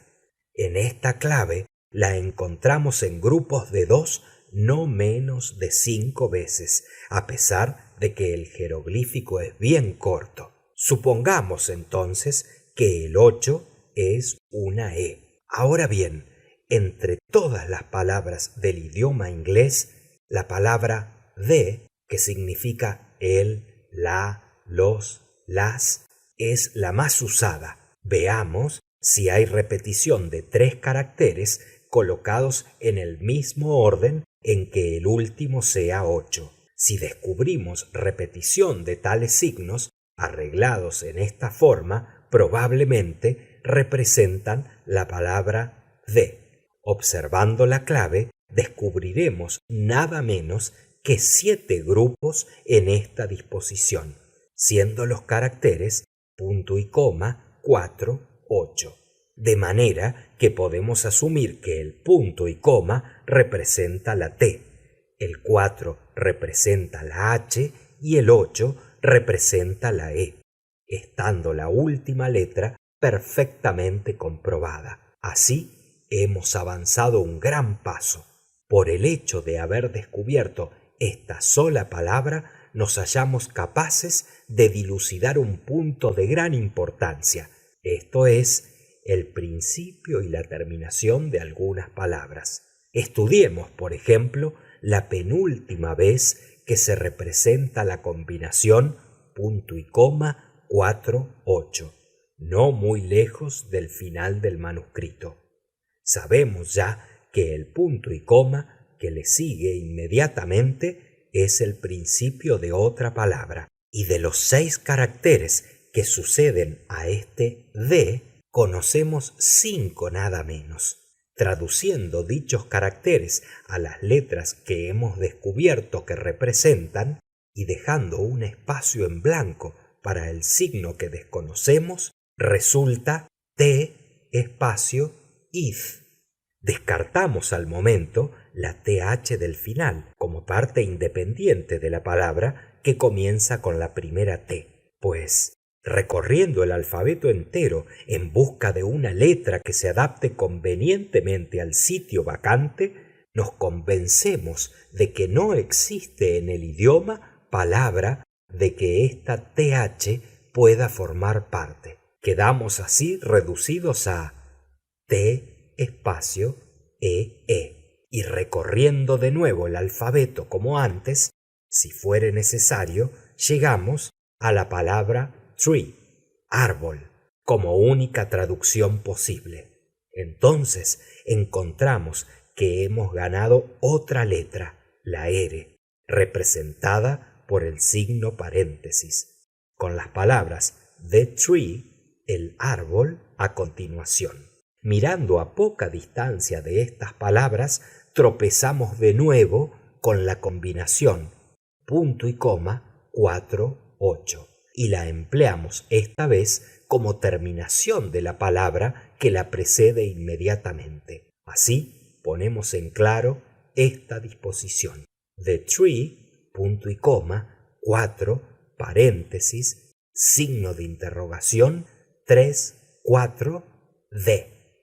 O, sustituyendo las letras ya conocidas, encontramos que dice The tree, THR, signo de interrogación, 3, de. Ahora bien, si dejamos en blanco los caracteres desconocidos o los sustituimos con puntos, dice así: The tree, the, en que la palabra through, que quiere decir siguiendo, a través de, o por medio de, o a lo largo de, salta inmediatamente por sí misma. Mas este nuevo descubrimiento nos da 3 letras más, la O, la U y la G, representadas por el signo más, por el signo de interrogación y por el signo 3. Estudiando luego minuciosamente la clave en busca de combinaciones de los caracteres conocidos, encontramos esta disposición no muy lejos del principio. Signo 8, signo 3, signo de paréntesis, signo 8, signo 8.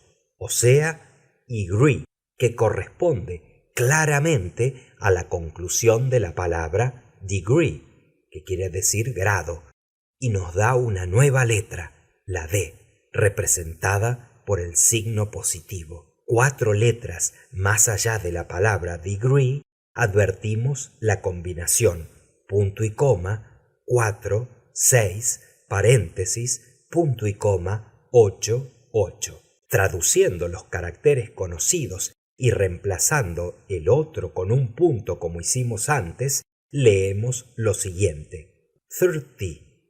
Arreglo que sugiere inmediatamente la palabra 13, y nos procura a su vez 2 caracteres, la I y la N, representados por el signo 6 y por el signo asterisco. Volviendo ahora al principio del jeroglífico, encontramos la combinación signo 5, signo 3, signo más, signo positivo. Traduciendo según el método empleado, obtenemos good, lo que nos prueba que la primera letra es una A y que las 2 primeras palabras son a good, que quiere decir un buen. Es tiempo ya de arreglar nuestra clave en forma tabular, según lo que hemos descubierto, para evitar confusión. Resulta así: el signo 5 representa la A, el signo positivo representa la D, el signo 8 representa la E, el signo 3 representa la G, el signo 4 representa la H, el signo 6 representa la I, el signo asterisco representa la N, el signo más representa la O, el signo asterisco representa la R, el signo punto y coma representa la T, el signo de interrogación representa la U. Tenemos representadas por consiguiente nada menos que 11 de las letras más importantes, y es inútil proseguir relatando los detalles de la solución. Lo que he dicho basta para demostraros que claves de esta naturaleza pueden ser descifradas fácilmente y daros a la vez una idea de su desenvolvimiento racional. Podéis estar seguro de que el ejemplar que tenemos ante los ojos pertenece a la especie más sencilla de jeroglíficos. Solo me resta ahora facilitaros la traducción completa de los caracteres trazados en el pergamino, tal como yo la he solucionado. Hela aquí. Un buen vidrio desde el Hotel del Obispo en el Asiento del Diablo, 41 grados 13 minutos norte-nordeste, tronco principal, séptima rama, este tiro por el ojo izquierdo de la calavera, línea recta desde el árbol, siguiendo el tiro, 50 pies. Pero el enigma continúa en tan mala condición como antes, dije yo. ¿Cómo es posible extraer ningún significado a toda esta jerga de asientos del diablo, calaveras y hoteles de obispo? Hay que confesar, repuso Legrand, que el asunto reviste aspecto grave si se le considera con mirada superficial.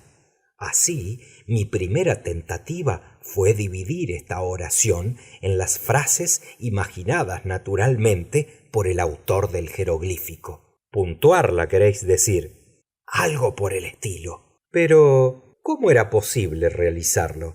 Reflexioné que el escritor había corrido las palabras unas tras otras, sin división alguna, intencionalmente, para aumentar las dificultades de la solución, y que una vez en este terreno, un hombre no muy avisado se sentiría predispuesto verosímilmente a exagerar la precaución. Cuando en el curso de su composición llegara al fin de una frase que naturalmente requiriese un punto o una pausa, inclinaríase más bien a trazar sus caracteres más juntos allí que en cualquier otra parte.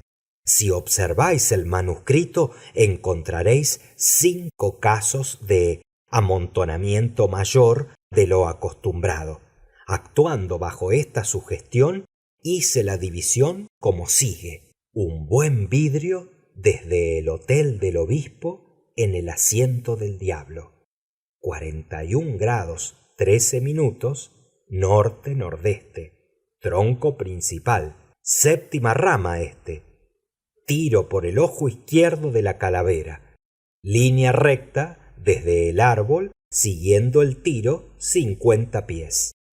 A pesar de la división, me quedo a obscuras, dije.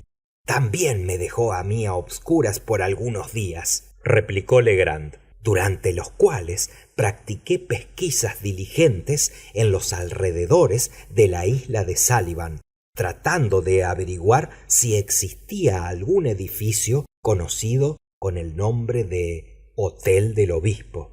No habiendo obtenido informe alguno sobre este punto, me preparaba a extender la esfera de investigación procediendo en forma metódica, cuando una mañana me entró en la cabeza repentinamente la idea de que Hotel del Obispo podía referirse a una antigua familia llamada Bishop, que desde tiempo inmemorial había poseído una antigua casa solariega a 4 millas aproximadamente hacia el norte de la isla. Me dirigí en consecuencia a aquella posesión y recomencé mis pesquisas entre los negros más viejos del lugar.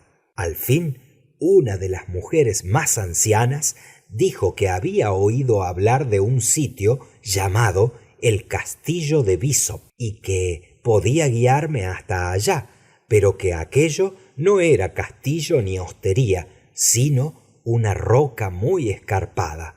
Ofrecí pagarle bien y después de alguna vacilación consintió en acompañarme hasta aquel paraje. Lo encontramos con gran dificultad y luego de que la hube despachado procedí al examen del lugar. El castillo consistía en un amontonamiento irregular de rocas, entre las cuales se destacaba una, tanto por su altura, como por su posición aislada y su forma artificial.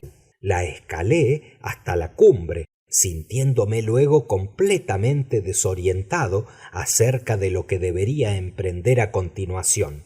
Mientras me hallaba hundido en mis reflexiones, cayeron mis ojos sobre un estrecho borde en la pared oriental de la roca, quizá a una yarda más abajo del sitio en que me hallaba colocado en la cima. Este borde se proyectaba cerca de 18 pulgadas y no tenía más que un pie de ancho, mientras que un nicho labrado en el peñasco, justamente sobre aquella parte saliente, le hacía asemejarse rústicamente a uno de aquellos asientos de respaldar cóncavo que usaban nuestros antecesores. No tuve la menor duda de que aquel era el asiento del diablo a que aludía el manuscrito, y de que me apoderaba así de todo el secreto del enigma. Comprendía que el buen vidrio no podía referirse a otra cosa que a un telescopio, porque la palabra vidrio rara vez se emplea por los marinos en otro sentido. De allí deduje inmediatamente que era necesario usar un telescopio y que existía determinado punto de vista que no admitía variación desde el cual debía usarse. Tampoco vacilé un momento en la certidumbre de que las frases 41 grados 13 minutos y norte-nordeste se indicaban como la dirección en que había de nivelarse el telescopio. Excitado en gran manera por estos descubrimientos, corrí a la casa, me procuré un anteojo y regresé a la roca. Dejéme caer en el borde saliente y encontré que era imposible sentarse a no ser en cierta posición particular. Este hecho confirmó mis conjeturas. Procedí a emplear el telescopio. Por supuesto, los 41 grados y 13 minutos sólo podían aludir a la altura sobre el horizonte visible, puesto que la dirección horizontal estaba claramente indicada por las palabras norte-nordeste. Establecí esta dirección por medio de una brújula de bolsillo y, enderezando el telescopio en ángulo de 41 grados de elevación, tan aproximado como era posible calcular, lo moví cautelosamente arriba y abajo hasta que atrajo mi atención una hendedura circular o abertura en el follaje de cierto árbol elevado que sobresalía entre todos sus compañeros a la distancia. En el centro de esta abertura aparecía una mancha blanca, cuya naturaleza no pude discernir de pronto. Ajustando el lente del telescopio, miré otra vez y entonces advertí que era un cráneo humano. Ante tal descubrimiento, sentí la confianza total de haber solucionado el enigma, porque la frase tronco principal, séptima rama este, podía referirse únicamente a la posición del cráneo en el árbol, en tanto que tiro por el ojo izquierdo de la calavera admitía asimismo sólo una interpretación con referencia a la manera de encontrar el tesoro enterrado. Comprendí que la indicación era arrojar un objeto pesado por el ojo izquierdo de la calavera, y que una línea recta tirada desde el punto más cercano del árbol, siguiendo el tiro, o sea, el sitio donde el proyectil hubiera caído, y extendida a 50 pies de distancia, indicaría un lugar determinado, y en aquel lugar determinado pensé yo que era por lo menos posible que existiera algún depósito valioso.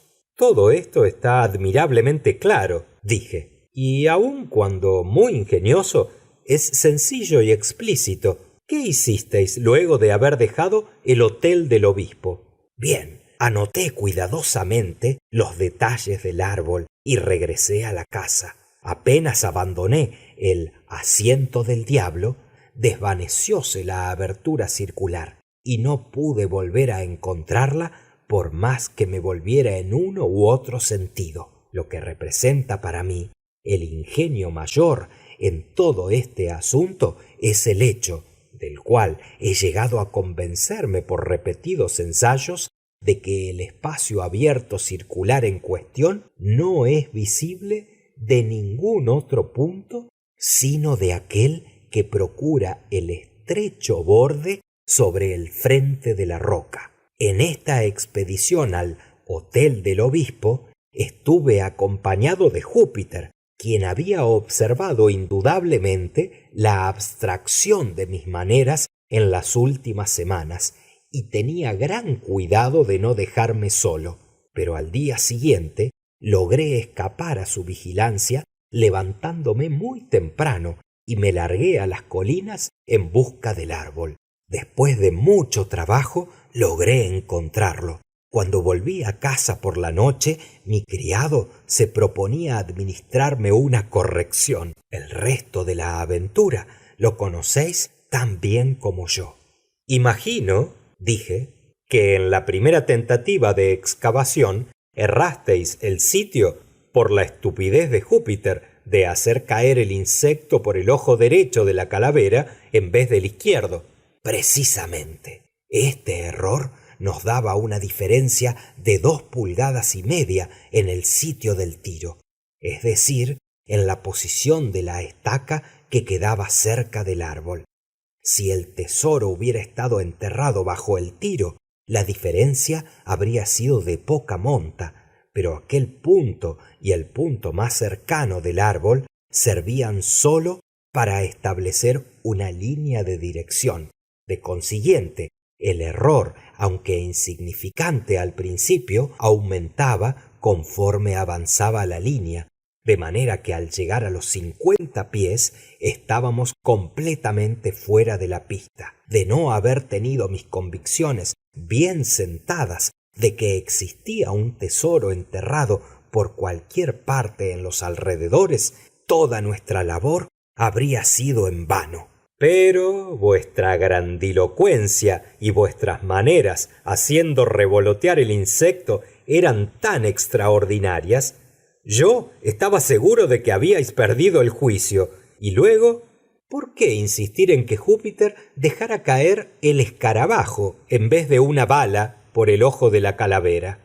Ah, vamos, si he de hablar con franqueza, sentíame algo molesto por vuestras evidentes sospechas respecto al estado de mi razón, y resolví castigaros suavemente, a mi manera, tratando de embrollaros y desconcertaros un poquitillo. Por esto hacía revolotear el escarabajo y ordené a Júpiter que lo arrojara desde el árbol. Una observación vuestra acerca de su gran peso me sugirió esta última idea. Sí, comprendo. Y ahora solo resta un punto por dilucidar. ¿Qué hemos de creer con respecto de los esqueletos hallados en la excavación? En esta materia no estoy más adelantado que vos mismo. La única forma plausible de explicación, aun cuando sea horrible pensar en atrocidad semejante, es que Kidd, dado que fuera él quien ocultó este tesoro, lo que para mí está fuera de duda, debió tener a alguien que lo ayudara en esta empresa. Pero, concluida la labor, juzgó quizás conveniente eliminar a todos los testigos del secreto. Probablemente bastaron 2 golpes de azadón mientras sus coadjutores estaban ocupados en el fondo del agujero. Quizá si necesitó una docena. ¿Quién podría asegurarlo? Fin de El escarabajo de oro, de Edgar Allan Poe.